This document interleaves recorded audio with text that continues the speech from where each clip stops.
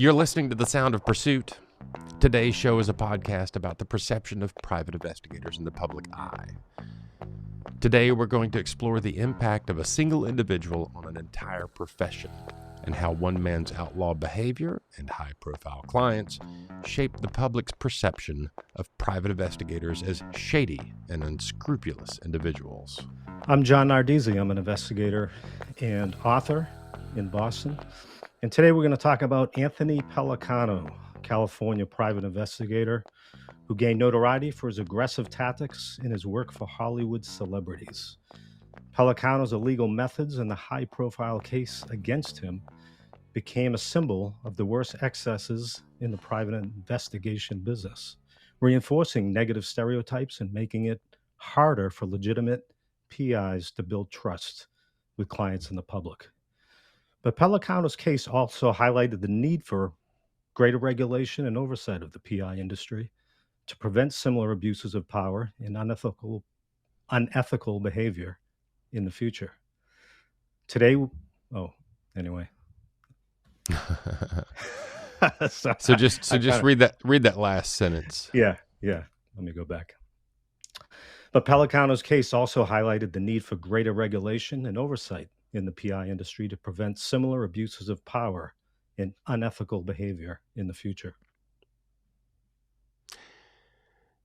Without further ado, let's dive into this fascinating and timely topic and explore the world of private investigation through the lens of one of the most notorious figures. John, the very first podcast we ever did here at The Sound of Pursuit was a deep dive into public perceptions of private investigators. And I was really proud of that episode. I thought it covered a lot of territory. We suffer in this business from this public perception of us. And I think that comes from a lot of sources, not the least of which is television. You got Magnum PI.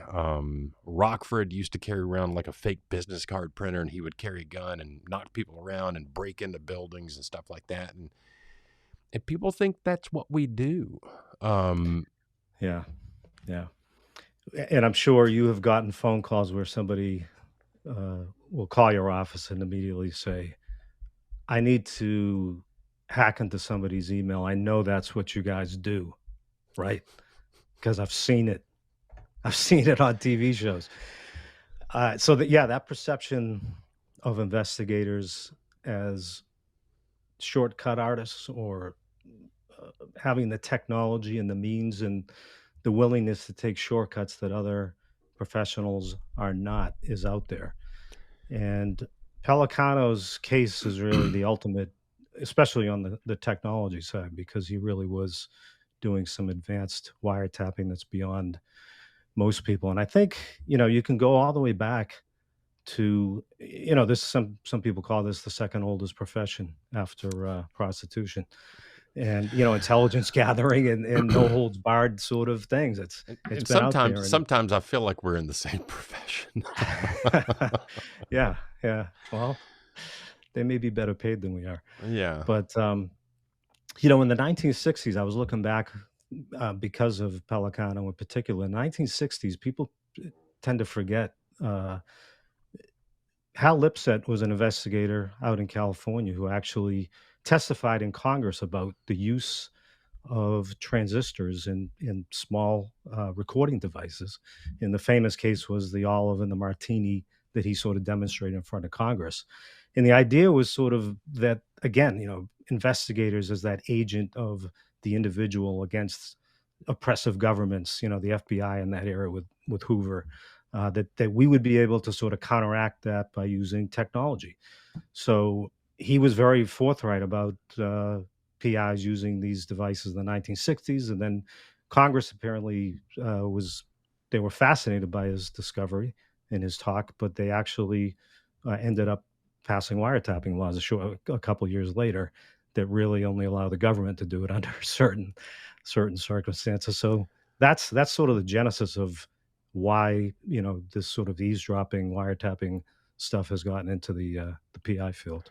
And, the interesting thing is, when you look at the PI world, in California, it's one of those what they call all party consent states.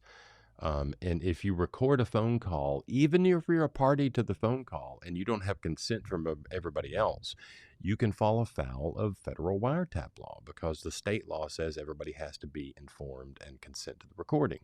So, at the end of the day, for private investigators, if you're going to record conversations, know the laws in your state. And here's the thing. It is always wrong to record a conversation that you are not a part of. That is not okay. There are some times when you're a part of a conversation where you can record them without letting other people know. But generally speaking, don't be recording people out there. John, let's talk about things that private investigators actually do. When someone says private investigator, what can the public expect from a private investigator? Most of us are doing records research, witness interviews, basically fact gathering, not this sort of high-tech wiretapping that Pellicano became known for. There's certainly a technological edge to our profession, everything from, GPS trackers, which can be used in some circumstances, and database technologies, of course, different ways to search social media. I mean, this is a technology heavy industry, but because we're testifying in court on most of these cases, ultimately you have to be able to source your information. And that's why Pellicano's case is so interesting, that he worked for some of the very biggest lawyers in California. He got results. He got results, and eventually runs afoul and goes to federal prison based on these wiretaps that he did for years for some very prominent lawyers and clients. It's interesting to me that a lot of people think that what we do is like spy versus spy, really like, cagey stuff. At the end of the day, a lot of the work we do is pretty mundane. And I'm thinking about, doing background investigations and background checks for employment and stuff like that. That is not highly exciting work. It's sitting behind a computer doing research. Process serving, surveillance. I mean, I know surveillance sounds really cool to people that have never done it. But John, you've done surveillance. I've done surveillance. It can be one of the most mind-numbingly boring jobs in the world. You can, until you get that the golden moment. So it's all about the information at the end of the day. And in I terms think, of go in ahead. terms of no, in terms of this example, it's always interesting when people come with stereotypes of what we do. And one good question is, how do you try to combat that on every case, or do you just sort of work with it? If somebody assumes you're going to take shortcuts and going to be doing certain things, by the end of the day, they might be surprised by you just outworking them, outsmarting them. Do you see that in some of your cases? At the end of the day, I'm just completely. I'm too dumb to be cagey about things. I'm just right up front with people. Here are the things I do. Here are the things I don't do. I'm not going to break the law. I'm not going to be unethical. And I'm very clear about my ethical standards when I'm doing investigations. And here's the thing. All of the tasks, the mundane tasks and the exciting tasks, are important for legal purposes. They have real impact in civil and criminal trials. They have real impact in business negotiations and business deals. And for personal purposes, they're very important things that we're doing that are not always exciting. But in order for something to stand up in court, like you said, you have to source your material. So I'm Yeah. upfront in the beginning. Hey, I'm not going to break the law. I'm not going to misrepresent myself. That's just how I approach it. Now, I know some investigators that, will pretext a lot. They'll do whatever they need to get the information. I think some of them are treading, if not right up against, all the way across the line of what is ethical or legal. But at the end of the day, you've got to be able to stand up in court and say, this is the information. Here's where I got it. Here's how I got it. Yeah. And be able to support it. And I Yeah. think that's one of the things I'd like for, people that aren't actual private investigators to hear is, most of us out here in this business are out here just doing the nose to the grindstone hard work of working for attorneys and getting information together, getting facts together in an ethical and legal way. Yeah. The have you seen the Anthony Pellicano documentary, the two series, the 2 episodes in that Hulu documentary series? I haven't, but because I worked in California in that era, I've read a lot of news articles throughout the years about him, and it reminds me uh, a little bit about this idea of. I don't think we need to change the public perception necessarily.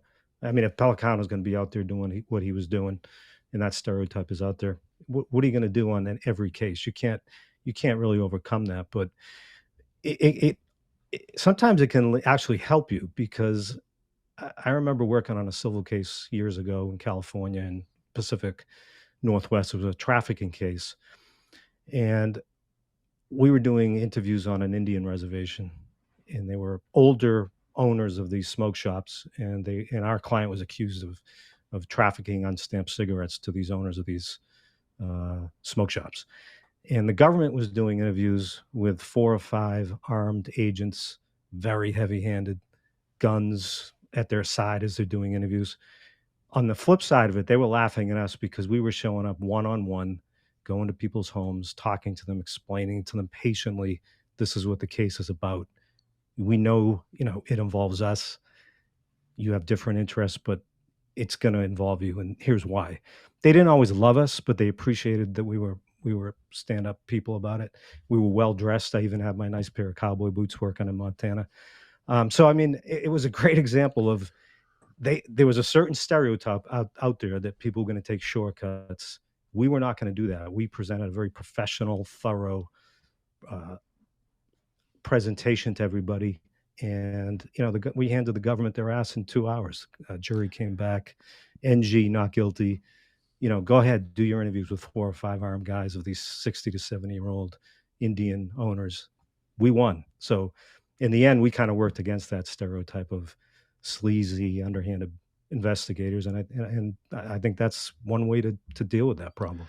And the idea of, addressing the negative stereotypes and dispelling the myth. I mean, at the end of the day, you're right. I don't have to go out there and try to convince the public of what private investigators actually do. What I have to do is present myself professionally to people who are hiring me and explain to them this is how I work, this is what I do. And sometimes you're right, the shock of just like, wait, what, you're not sneaking around. It's like, no, I'm just going to be honest with you. Yeah, yeah, That exactly. helps a great deal. Yeah.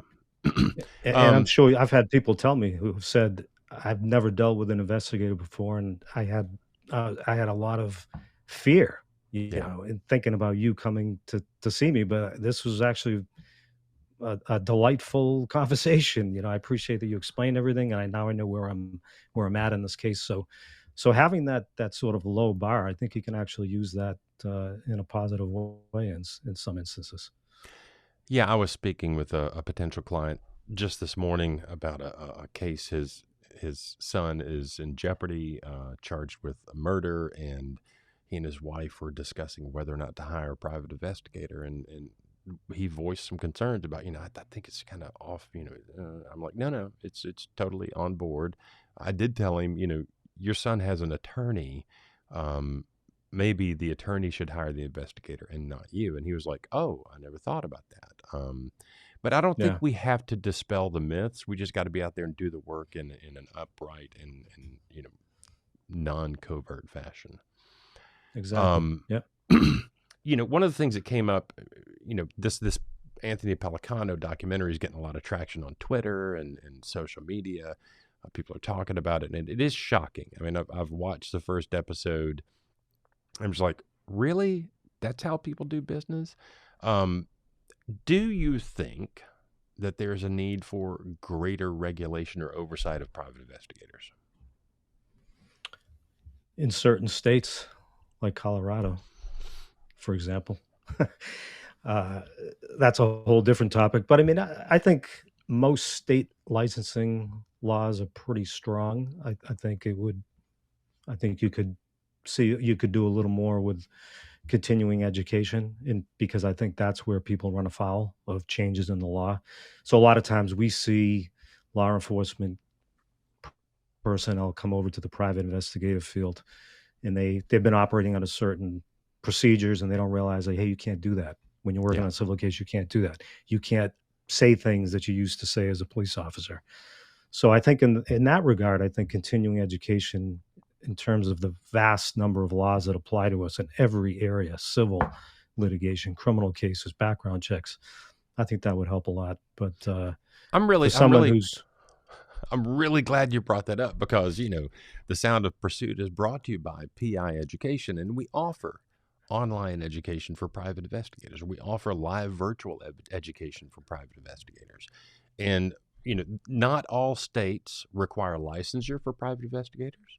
Um, and of the ones that do require licensure, not all of those require continuing education. And obviously for personal reasons, I think continuing education ought to be required across the board. But our motto here has been from day one, learn because you want to, not because you have to. And we get students from around the country that are not in a state that requires licensure or continuing education.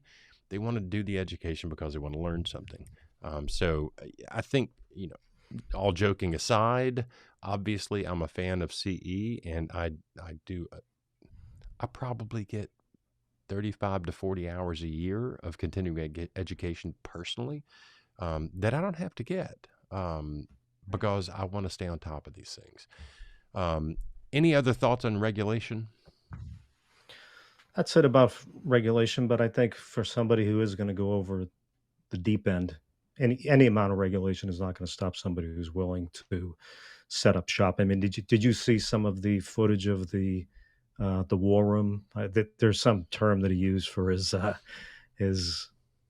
technology base. I mean, that thing was incredible. It looked The like a the bunker. audio You know, the audio lab, the audio lab. Yeah, the it looked like forensic audio something. lab, or something like that.